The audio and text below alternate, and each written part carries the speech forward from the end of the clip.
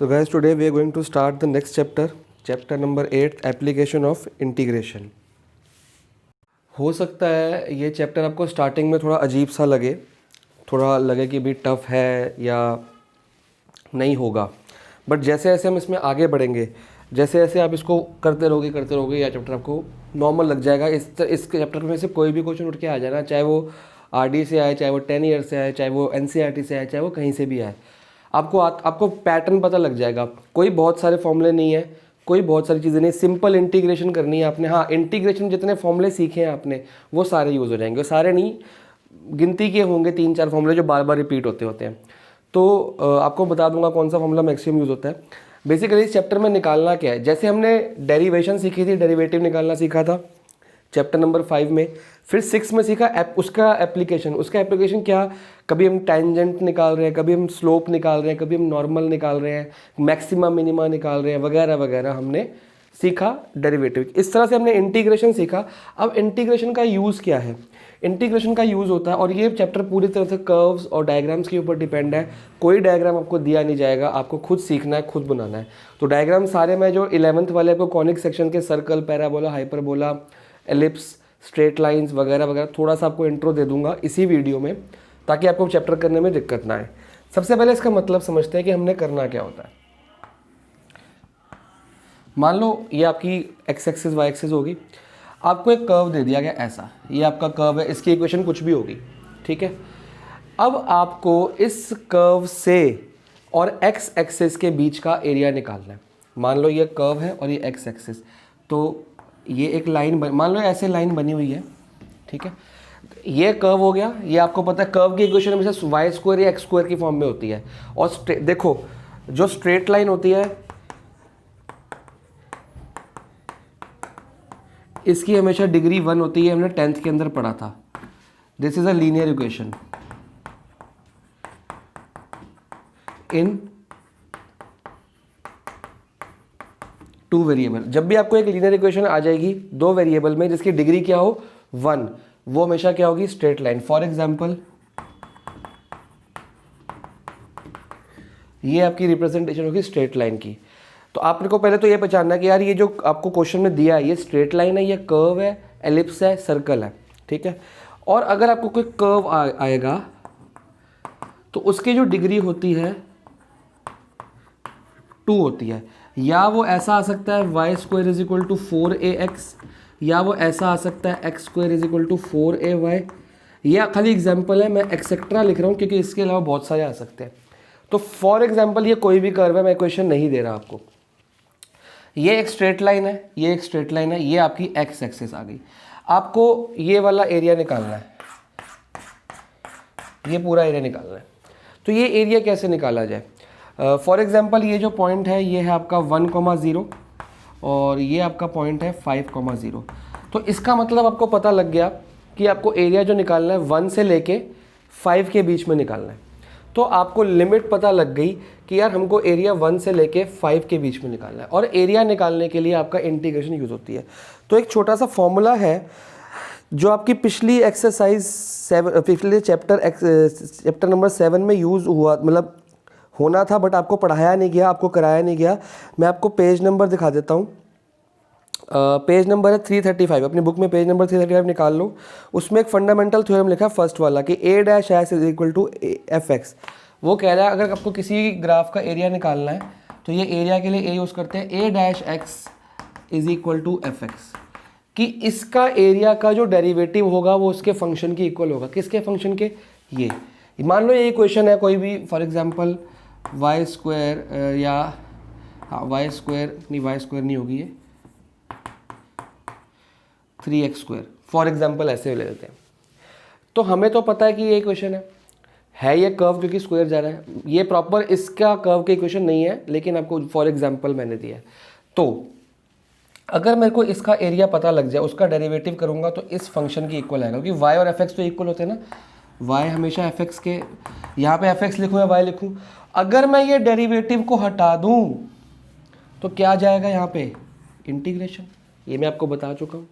तो मतलब क्या हुआ कि किसी भी चीज़ का आपने अगर एरिया निकालना है तो आपको इंटीग्रेशन करना होगा उस फंक्शन को। अब प्रॉब्लम तो छोटी सी ये आती है कि हमें कैसे पता कि चलो ठीक है उस फंक्शन को करना होगा विद रिस्पेक्ट टू क्या है हमें नहीं पता, ये dx होगा या ये dy होगा या ये dt होगा या ये d थीटा होगा, हमें कुछ नहीं पता। तो ये d की जगह पे फिल इन द ब्लैंक्स कर रहा हूँ मैं, क्योंकि मेरे को अभी नहीं पता क्या करना है। वो मैं आपको सिखाऊंगा कि वो पता कैसे लगता है। तो सबसे पहले हमको निकालना है कि इस कर्व के नीचे का एरिया, देखो जैसे ये कर्व आ गया ना, इस कर्व के नीचे का एरिया सारा, तो ये एरिया हो गया। इंटीग्रेट करना है 1 से लेके 5, ये फॉर्मूला है बेटा जी कि एरिया निकालने के लिए 1 से लेके जो भी आपकी लिमिट है a से लेके b का फंक्शन लिख दो। अगर वो फंक्शन, अब कैसे पता लगा कि हमको ये कैसे करना है, देखो आपने एक स्ट्रिप बनानी है जो आपकी एनसीईआरटी में बनी हुई है, आपको एक स्ट्रिप बनानी है स्ट्रेट, ठीक है। ये जो स्ट्रिप है ना, इसका एरिया आपने निकाल लेना है, कहीं भी बना लोगे आप, ये ठीक है। अब इस स्ट्रिप का मतलब क्या है, ये क्या हो गया, एक तरह से ये देखा जाए ये एक रेक्टेंगल है, ये रेक्टेंगल है कि नहीं, सिंपल सी बात है रेक्टेंगल है। तो रेक्टेंगल का एरिया क्या होता है, लेंथ इनटू ब्रेड्थ।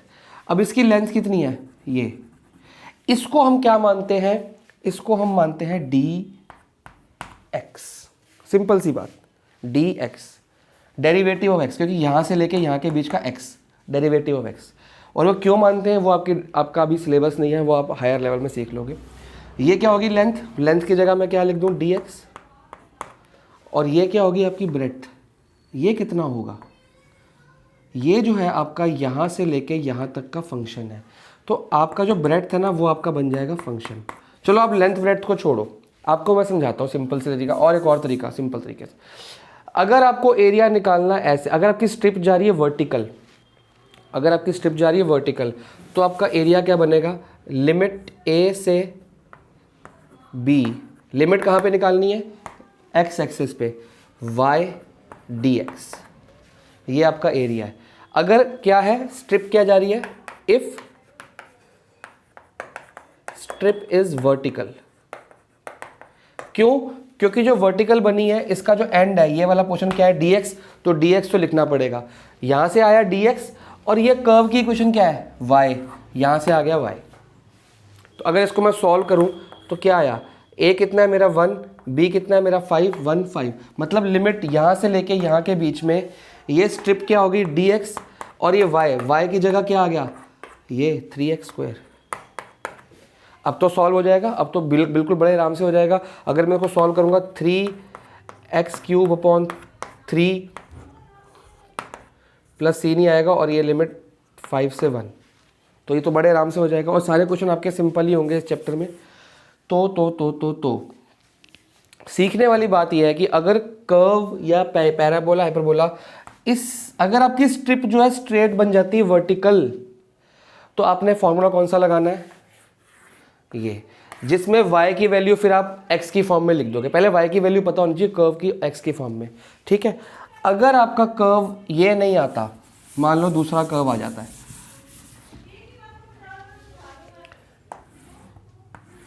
कर्व आपका ऐसा आ गया, अब क्या करोगे, अब तो फंस गए। तो आपको लिमिट पता होगी क्वेश्चन में, फॉर एग्जांपल ये लिमिट है, ये 1 है, ये 4 है, ठीक है। तो आपको अब ये एरिया निकालना है। अब जब यहाँ पे कर्व है ही नहीं तो स्ट्रिप ऐसी बनेगी ही नहीं, क्योंकि ये जो एरिया है ये वाला, ये यहाँ पे ख़त्म हो गया। क्या ये एरिया एक्स एक्सिस को टच कर रहा है, आप बोलोगे सर नहीं टच कर रहा। जब ये एक्स एक्सिस को टच ही नहीं कर रहा तो क्या स्ट्रिप जो बनेगी वो एक्स एक्सिस से बना सकता हूँ मैं, नहीं। तो वर्टिकल स्ट्रिप तो बना ही नहीं सकता मैं ऐसी स्ट्रिप ज़रूर बना सकता हूँ, ठीक है। और ये जो ग्राफ होगा ना, ये समथिंग ऐसा होगा, x इज इक्वल टू कुछ भी, आपको कोई भी इक्वेशन दी हो, फॉर एग्जांपल इक्वेशन ये नहीं दी थी, आपको इक्वेशन दे दी 5y² minus x is equal to -2, अगर आपको ये दे दी, आपको इस कर्व की इक्वेशन है, ठीक है, और आपका कर्व बन गया ऐसे, वो कैसे बनेगा वो बाद में बताऊंगा मैं। तो आपने इसको पता यार ये इस तरह से बन रहा है, और पहले मैं स्ट्रिप बना के देखूँ। स्ट्रिप ऐसे तो बन नहीं रही क्योंकि एक्स एक्सिस को टच नहीं कर रही, पर वाई एक्सिस को ज़रूर टच कर रही है। तो जब एक्स एक्सिस को कोई स्ट्रिप टच करती है हम क्या लिखते हैं, dx, और फॉर्मूले में क्या डालते हैं, dx। और जब y एक्सिस को कोई स्ट्रिप टच करती है, इसको हॉरिजॉन्टल स्ट्रिप कहते हैं। तो यहाँ पे क्या आ जाएगा, ये y एक्सिस है ना, तो क्या आ जाएगा dy। तो फॉर्मूला क्या बन जाएगा, इंटीग्रेशन a से b dy, और यहाँ पे x। जब dx होगा, जब वर्टिकल स्ट्रिप होगी तो y dx फॉर्मूला लगेगा। y मतलब कर्व की इक्वेशन, और कर्व की equation with respect to dx integrate करो। और जब हॉरिजॉन्टल स्ट्रिप बनेगी, आपकी हॉरिजॉन्टल का फॉर्मूला है, तो इक्वेशन क्या बनेगी, a से b x dy। y मतलब y एक्सिस की बात हो रही है, हॉरिजॉन्टल स्ट्रिप की बात हो रही है, और x मतलब इस कर्व की बात हो रही है। इस कर्व से लेके y एक्सिस, इस कर्व से लेके dy तक, ये dx का मतलब होता है कोई ऐसा कर्व है, इस कर्व से लेके dx तक इंटीग्रेट कर दो। और इसका मतलब हुआ कि ये x क्या हुआ, ये x आपका ये हो गया कर्व, इस कर्व से लेके dy तक, इस कर्व से लेके dy तक, इस कर्व से लेके dy तक इंटीग्रेट कर दो 1 के 4 के बीच में, तो आपका क्या आ जाएगा, एरिया। मतलब ये है, इस कर्व से लेके dy तक पूरा इंटीग्रेट कर दो 1 से लेके 4 तक, आपका एरिया आ जाएगा। और अगर मैं इसको करूं इस इक्वेशन के हिसाब से 1 से 4, x की वैल्यू, अभी मेरे को x की वैल्यू नहीं पता, मैं निकाल लूंगा 5y² plus 2 equal to x की वैल्यू आ गई, तो मैं यहाँ पे पुट कर दूंगा 5y² प्लस 2 dy, और इसको इंटीग्रेट करना बच्चों का खेल है, आप ओरली कर लोगे, बाद में लिमिट लगा देना, ठीक है जी। तो इसे बोला जाता है area bounded by a curve and a line.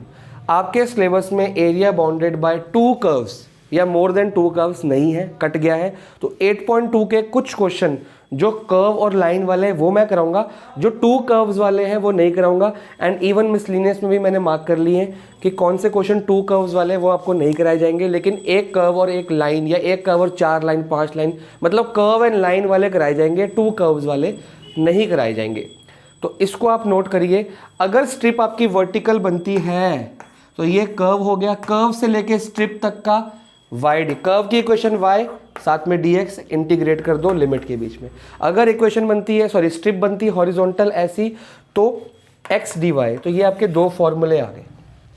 इससे आप एरिया निकालोगे, और इस चैप्टर में एरिया ही निकालना है, स्टार्टिंग से लेके एंड तक एरिया निकालना है इंटीग्रेशन की हेल्प से, एप्लीकेशन बाय अप्लाइंग इंटीग्रल। यहाँ तक तो आपकी हो गई इंट्रो। अब मैं आपको बता रहा हूँ कि इस चैप्टर में क्या क्या चीज़ें आपको आएंगी और उनको कैसे कैसे आपने यूज़ करना है, कितनी इक्वेशंस आ सकती हैं, कितनी स्ट्रेट लाइंस, क्या क्या हो सकता है, उसके अकॉर्डिंग आपने डायग्राम्स अपने बनाने हैं, ठीक है। तो लेट्स स्टार्ट। सबसे पहले स्टार्ट करते हैं स्ट्रेट लाइंस। तो मैंने आपको बता दिया कि स्ट्रेट लाइन की इक्वेशन आप लोग ईजिली निकाल सकते हो। स्ट्रेट लाइन की इक्वेशन हमेशा किस फॉर्म में होती है, ax plus b y plus c is equal to 0, मतलब इनकी डिग्री क्या होगी 1, और linear equation in 2 variable, these are the 2 variables. तो इस तरह से अगर आपको कोई स्ट्रेट लाइन इस तरह से दी हो, आप क्या करोगे, एक बॉक्स बनाओगे, सिंपल सी बात जो आप बचपन से करते आ रहे हो। यू मेक 3 पॉइंट्स, x की वैल्यू लो, y की वैल्यू लो, और जो ग्राफ आएगा उसके अकॉर्डिंगली आप लाइन ऐसे बने ऐसे बने ऐसे बने ऐसे बने, जैसे बनती है आप लोग उसको बना दोगे। इसके अलावा आप एक और काम कर सकते हो, अगर आपको स्लोप पता लग जाए, उस लाइन की स्लोप पता लग जाए, तो आपको पता है कि स्लोप क्या होती है, slope is equal to tan theta. और ये थीटा क्या होता है, अगर जो लाइन थीटा बनाती है positive side of x axis, positive side पे, तो ये ऑब्ट्यूस है, कभी ऐसे लाइन बनेगी तो एक्यूट होगा। तो अब डिपेंडिंग अपॉन, ये सिंपल चीज़ है, ये मैं साथ साथ भी बता दूंगा। इसमें जो मैक्सिमम चीज़ आती है ना, मैक्सिमम चीज़ ये आती है इक्वेशन, अगर इक्वेशन ऐसे दी है, for example x is equal to 4, अगर ये भी तो लाइन है, देखो इस फॉर्म में है ये, अगर आप लाना चाहो तो ला सकते हो, कैसे 1x plus 0y minus 4 equal to 0, ठीक है तो यही वाली फॉर्म, ठीक है। तो x इज इक्वल टू 4, मतलब ये पॉइंट कहाँ पे आएगा, ये समवट यहाँ पे आएगा 4,0, तो लाइन बनती है आपकी ये, it is a parallel line to y axis. जब ऐसी लाइन होगी, it is parallel to y axis, तो ये ज़्यादातर कॉमनली यूज़ होती है। और अगर ऐसी लाइन आ गई तो it is parallel to x axis. आज हम पढ़ाई कम करेंगे, पिछला रिवाइज ज़्यादा करेंगे, टेंथ का 11th का सब कुछ, क्योंकि बहुत सारे बच्चे सिर्फ पेपर दे के आए हैं 11th में। ये पॉइंट है 0,3, ये तो लिखना आता है कि ये भी नहीं आता, ये 4,0 होता है, ये 0,3 होता है। इसको 3,0 बनाओगे तो ये पॉइंट बन जाएगा। ये 0 पहले 3 बाद में, 4 पहले 0 बाद में, तो ये आपको नॉर्मल चीज़ें पता होनी चाहिए। अगर y = 3 लाइन आती है तो वो लाइन ऐसे बनेगी, इस लाइन की इक्वेशन है y = 3 और इस लाइन की इक्वेशन है x = 4। तो ये तो हो गया स्ट्रेट लाइन का छोटा सा इंट्रो। इसके अलावा स्लोप है, straight line point slope form, slope intercept form वगैरह वगैरह बहुत सारी चीज़ें हैं जो 11th में यूज़ हुई थी। अगर चैप्टर के बीच में कहीं आएगी तो मैं आपको बता दूंगा। ये प्लीज़ आपने नोट करना, हर चीज़ आपने नोट करनी है। रजिस्टर के बैक साइड पे नोट्स बनाने हैं, अगर नहीं बनाओगे तो बहुत दिक्कत हो जाएगी। इसके बाद चलते हैं जी सर्कल्स की तरफ। अगर सर्कल दिया होगा, और सर्कल मैक्सिमम क्वेश्चन में दिया ही होता है, तो सर्कल की इक्वेशन क्या होती है, x माइनस एच का whole square plus y minus k का whole square is equal to r square. ये हमने 11th में सीखी हुई है। तो व्हाट इज दिस h और k? h कॉमा k क्या होता है, सेंटर ऑफ द सर्कल, और r क्या होता है, रेडियस। फॉर एग्जाम्पल अगर सेंटर जो है आपका है एट ओरिजिन, तो सर्कल कैसा बन गया। और ये डायग्राम्स बनाने हैं जब नोट्स बनाओ तब भी। तो सेंटर क्या है 0,0 एट ओरिजिन, तो ये h, k क्या हो गए 0,0। तो इक्वेशन क्या बन गई, x square plus y square is equal to r square. तो ये आपकी इक्वेशन है। और ये आर स्क्वायर मतलब 2 r है, तो एक r आपका बनेगा ये रेडियस, यहाँ पे पॉइंट आ जाएगा r,0 और एक r आपका बनेगा ये माइनस r,0, क्योंकि ये r का स्क्वायर हटाऊंगा तो प्लस माइनस बनेगा ना ये, ठीक है जी। तो जैसे ये स्क्वायर हटाया तो ये यहाँ पे लगेगा, तो ये प्लस और माइनस बनेगा। तो एक आपका प्लस r है, एक आपका माइनस r, उसी की कॉपी। तो अगर आपको बोला जाए कि आपको पूरे सर्कल का एरिया निकालना है, तो आप कैसे निकालोगे, आप कुछ भी नहीं करोगे, आप सिर्फ इतने पॉइंट का एरिया निकालोगे, ठीक है। अब इसका एरिया निकालना तो ईजी है। मान लो इस सर्कल की इक्वेशन आपको दी हुई है, फॉर एग्जांपल ये r को थोड़ी देर के लिए 4 और ये -4 ले लेते हैं, ठीक है। तो इक्वेशन क्या बन गई, x square plus y square equal to 4 square. और आपको बोला गया कि पूरे सर्कल की इक्वेशन निकालो। हम सिर्फ इतने कर्व की बात देख रहे हैं, इतने कर्व की, ठीक है। स्ट्रिप बना लेंगे। देखो आप चाहो हॉरिजॉन्टल, इसमें हॉरिजॉन्टल भी बना सकते हो, आप चाहो इसमें वर्टिकल, इसमें वर्टिकल भी बना सकते हो। मैं ज़्यादातर वर्टिकल यूज़ करता हूँ, क्योंकि वर्टिकल में dx आ जाता है यहाँ पे, और x के with respect to x integrate करना हमको स्टार्टिंग से इजी लगता है। तो कभी मजबूरी हो तो ही हॉरिजॉन्टल बनाना, वरना क्या करो उसको वर्टिकली चलाने दो। जब वर्टिकल स्ट्रिप, देखो इसमें दोनों बन सकती हैं, हॉरिजॉन्टल भी बन सकती है, वर्टिकल भी बन सकती है, आंसर भी सेम आएगा। बट कंफ्यूजन ना, हम एक ही पैटर्न से फॉर्मूले, एक ही पैटर्न से क्वेश्चंस को सॉल्व करने की ट्राई करेंगे। जब ये वर्टिकल नहीं बन रही तो हॉरिजॉन्टल पे जाएंगे।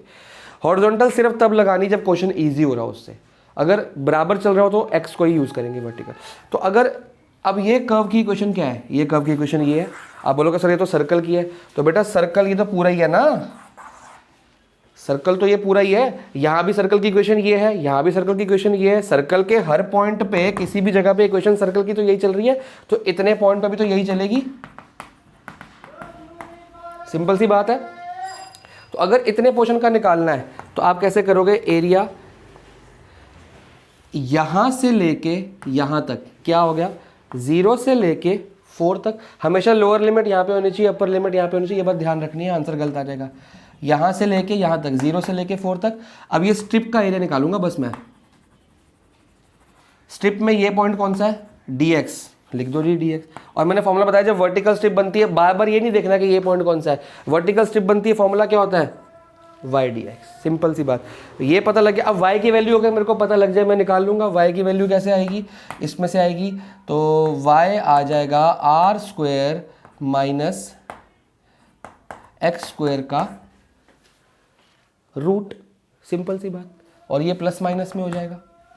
तो वो चीज़ आपने यहाँ पे पुट कर देनी है और आपका आंसर आएगा सिर्फ इतने पोर्शन का। बट आपको तो बोला है ना कि सर्कल की इक्वेशन निकालो, तो ये जो चीज़ है ये फर्स्ट क्वाड्रेंट में आ रही है, मतलब ये 1 2 3 4 ये सारे इक्वल है क्योंकि सिमेट्रिक है। सेंटर सर्कल का यहाँ पे है तो सर्कल की बाकी सारी चीज़ें भी सेम होंगी ना, ये भी रेडियस है, ये भी रेडियस है, ये भी रेडियस है। तो हम इसको क्या कर लेंगे, मल्टीप्लाई कर लेंगे 4 से। एक एरिया निकाला, उसको मल्टीप्लाई कर दिया 4 से, हमारा आंसर आ जाएगा। ये आपको टेक्निक बता रहा हूँ कि क्वेश्चन सॉल्व करने कैसे हैं, ठीक है। तो ये आपकी इक्वेशन है, आपने एक तो ये नोट करनी है और ये भी नोट करना है और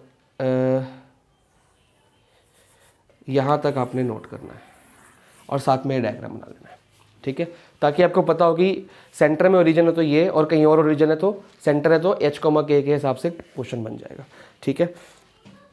अब आते हैं जी पैराबोला पे।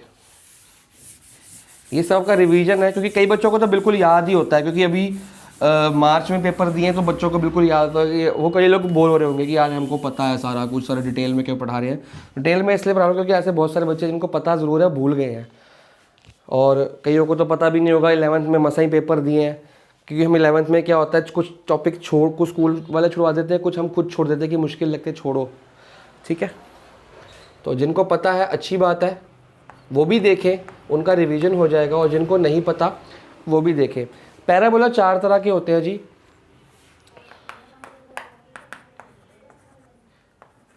X square is equal to 4ay, x square is equal to minus 4ay, थोड़ा दूर दूर कर लेते हैं। फिर एक ये होता है y square is equal to 4ax, और वो अलग बात है कि यहाँ पे +3 आ जाए, +c आ जाए, कुछ भी आ जाए, उसके अकॉर्डिंग चीज़ें चलती हैं। देखो एक्स स्क्वायर, जब स्क्वायर x के साथ है या स्क्वायर y के साथ है, इससे आपको पैराबोला की इक्वेशन पता लग जाएगी, शेप पता लग जाएगी। एक्स स्क्वायर, जिस चीज़ पे स्क्वायर होता है ना, उस एक्सिस पे हाइपरबोला या उस एक्सिस पे पैराबोला बनता है। एक्स स्क्वायर मतलब पैराबोला एक्स एक्सिस पे बनने वाला है, इस पे बनने वाला है, इस पे नहीं बनेगा। और 4 आपने y के लिए देखना है, y प्लस है कि माइनस, y प्लस है तो y का पॉजिटिव साइड कौन सा, ये वाला, मतलब पैराबोला बनेगा इस पे, y की पॉजिटिव साइड है ये, सिंपल सी बात, ठीक है। और ये 4a क्या होता है, ये होता है आपका ये एक पॉइंट होता है फोकस, जिसको हम 0,a कहते हैं। इसकी आपको इस चैप्टर में रिक्वायरमेंट नहीं होगी। फिर एक लेटस रेक्टम होता है, उसकी आपको रिक्वायरमेंट नहीं होगी। आप फिलहाल इसको ये सोचो। अब यहाँ भी एक्स स्क्वायर है, मतलब बनेगा तो एक्स कर्व बनेगा एक्स एक्सिस पे, लेकिन y क्या है, नेगेटिव, y नेगेटिव, सिंपल सी बात। अगर इक्वेशन ऐसी आ जाए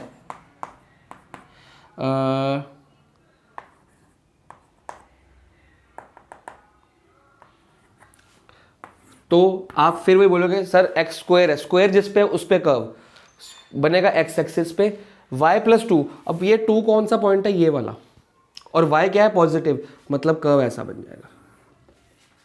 मतलब बना ये एक्स एक्सिस के ऊपर ही बेंड है, और लेकिन y की पॉजिटिव साइड, और ये 0,2 है, तो ये इस हिसाब से बन जाएगा। तो थोड़ी चीज़ों का ध्यान रखना है जिस हिसाब से क्वेश्चन आए, ठीक है, ओके।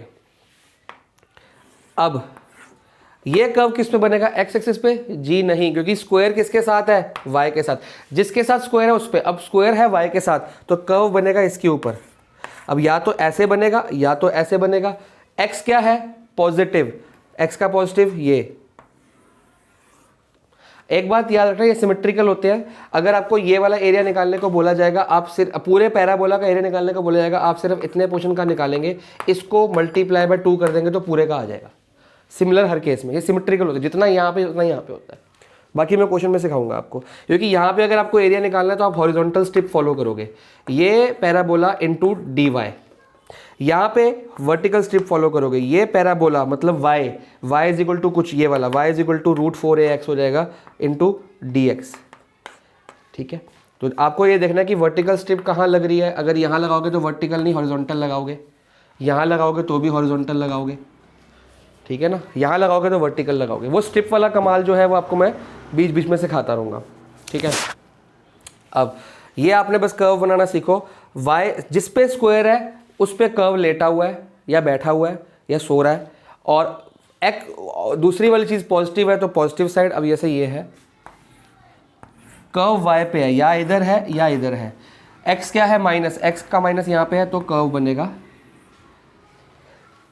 इसके अलावा 2-3 टाइप्स और हैं, वो हम बाद में करेंगे, वो क्वेश्चन के साथ साथ, क्योंकि देखो बेसिक चीज़ आपको पता है कि क्या होने वाला है इस क्वेश्चन में, तो वो आप कर लोगे फिर बाकी का काम। चलो जी, पैराबोला जितना भी है पॉज करके नोट कर लो प्लीज़, रिवाइंड करके पॉज करके नोट, क्योंकि मेरे को पढ़ाना भी है। पहले मैं 11th का पढ़ा रहा हूँ। आगे आ गया जी एलिप्स। एलिप्स भी हमने सीखा था 11th में। कई बच्चे कहेंगे सर ये कौन सा नाम आ गया, क्योंकि उन्होंने पढ़ा ही नहीं है। तो एलिप्स की इक्वेशन होती है एक्स स्क्वायर, 2 इक्वेशन होती हैं बेसिकली, एक्स स्क्वायर अपॉन ए स्क्वायर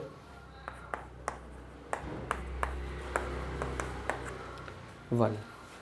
आपको ये देखना है इफ़ ए ग्रेटर देन है बी, मतलब x के नीचे वाला जो डिनोमिनेटर है वो b से क्या है, बड़ा है। फॉर एग्जाम्पल यहाँ पे आ गया 9 और यहाँ पे आ गया 4, तो जो 9 है वो 4 से क्या है, बड़ा। तो आपको क्या करना है, एलिप्स जो बनाना है वो ऐसे बनाना है, मतलब x वाला बड़ा ना, a बड़ा है मतलब x वाला जो डिनोमिनेटर वो बड़ा है, तो x वाले के ऊपर ज़्यादा बनाना है, हॉरिजॉन्टल। थोड़ा सही नहीं बना, आप लोग समझ जाना, एलिप्स देखा है अपने 11th में। चलो अब थोड़ा ठीक बेटर है, ठीक है। अब what is this, this is the centre of the ellipse. ये इक्वेशन सेम रहेगी। ये जो पोर्शन है ये आपका है a, 0 और ये है -a, 0। ये आपका है 0, b और ये है आपका -b, 0। और ये इसका वो होता है सेमी मेजर, इसको कहते हैं सेमी मेजर एक्सिस, इसको कहते हैं सेमी माइनस। सिर्फ इतने पोर्शन को सेमी मेजर, और यहाँ से लेके यहाँ तक क्या होती है मेजर एक्सिस, यहाँ से लेके यहाँ तक क्या होती है माइनर एक्सिस। तो ये इतना खाली अगर मैं इतनी लूँगा तो सेमी मेजर, ये भी सेमी मेजर, ये सेमी मेजर, ये सेमी माइनर, ये पूरी माइनर, ये पूरी मेजर। तो ये बातों का ध्यान रखना है, ये आपका फोकस होता है। फिर लेटर सेक्टम की बात होती है, वो इस चैप्टर में ज़रूरत नहीं पड़ेगी। ये तब बनाना है जब ए बी से बड़ा है, ए बी से बड़ा है तो ऐसे। अगर if a is less than b, a जो है बी से कम है, फॉर एग्जाम्पल यहाँ पे 4 है और यहाँ पे 9 है, तो जब ए छोटा है बी बड़ा है तो बी पे ज़्यादा बनेगा एलिप्स, तो ऐसा बनेगा। इक्वेशन वही रहेगी, क्योंकि एनसीईआरटी ने कई जगह पे इसको ऐसे किया हुआ है, इसको ऐसे भी करके दिखाया है, पर हम उसको इक्वेशन को सेम ही रहने देते हैं क्योंकि एनसीईआरटी के अकॉर्डिंग चल रहे हैं। एनसीईआरटी ने ऐसे किया हुआ है, ठीक है ना। तो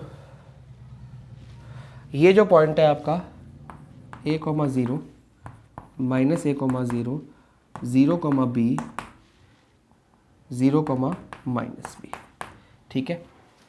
ये पॉइंट्स देखो, आपको इस चैप्टर में लेटस रेक्टम, फोकस वगैरह वगैरह, फोकाई वगैरह वगैरह की ज़रूरत नहीं है। आपको ज़रूरत है कि जो कर्व दिया है, आपको ये नहीं बोलेगा कि ये सर्कल है, आपको ये नहीं बताएंगे ये एलिप्स है, आपको बोलेंगे जी ये कर्व है। पेपर में क्वेश्चन में आपको बोलेंगे ये कर्व है। ये आपको पहचानना है यार, ये सर्कल है, ये हाइपरबोला है, ये पैराबोला है, ये स्ट्रेट लाइन है, कि ये क्या है। तो इसीलिए आपको मैं सिखा रहा हूँ कि आप पहले ये याद करो कि ये किसकी इक्वेशन दी है। आपको एलिप्स नहीं बोलेगा, सर्कल नहीं बोलेगा, आपको सीधा बोलेगा जी कर्व है ये।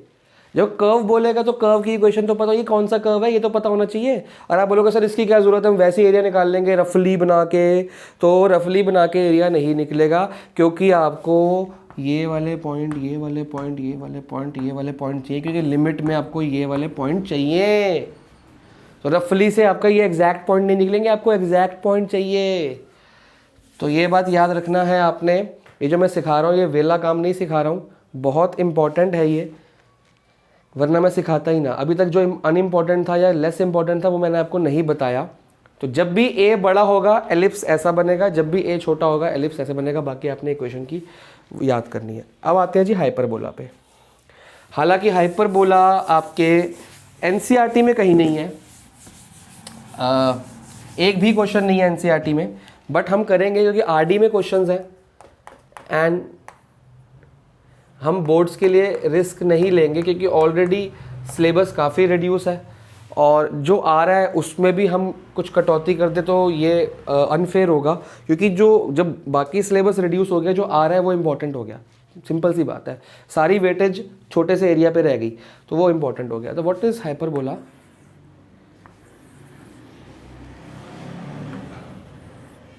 कई स्कूलों में हाइपरबोला 11th में कटवा देते हैं, नहीं करवाते, तो वो बच्चे घबराए ना, टेंशन ना ले बिल्कुल। यहाँ से यहाँ तक की जो ऐसे बनती है, ठीक है जी, ये सेंटर से जाती है। ये जो पोर्शन है आपका यहाँ से लेके यहाँ तक का ये ए होता है और इसी हिसाब से आपका यहाँ से लेके यहाँ तक और यहाँ से लेके यहाँ तक एक लाइन बनती है। ये जो पोर्शन होता है आपका ये बी होता है। आपको सिर्फ ये सीखना है डिटेल में, ठीक है। आगे चलते हैं। तो अगर इस हिसाब से देखा जाए तो ये पॉइंट कौन सा, अगर ये ए है फॉर एग्जांपल ये ए है तो ये पॉइंट क्या हो गया a,0 और ये पॉइंट क्या हो गया 0,-a और ये पॉइंट क्या हो गया ये b है तो ये b, और ये मैंने गलत लिख दिया, ये -a,0 है। ये छोटी छोटी गलतियाँ हम बहुत, और ये कितना हो गया 0,-b, ये वाला पॉइंट। इस हिसाब से बनते हैं एलिप्स, सॉरी हाइपरबोला। और अगर आपको हाइपरबोला की इक्वेशन वैसे तो मैं लिख देता हूँ,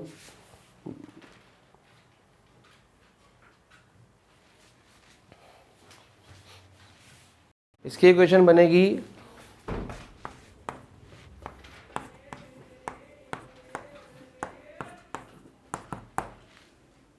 ये माइनस आ जाएगा, ठीक है। उसमें एलिप्स में था प्लस और इसमें था माइनस, तो ये आपको क्वेश्चन के अकॉर्डिंग पता लग जाएगा क्या करना है। तो ये आपका हो गया इंट्रो इस चैप्टर का, इसको आपने नोट करना है। फिर हम स्टार्ट करते हैं एक्सरसाइज।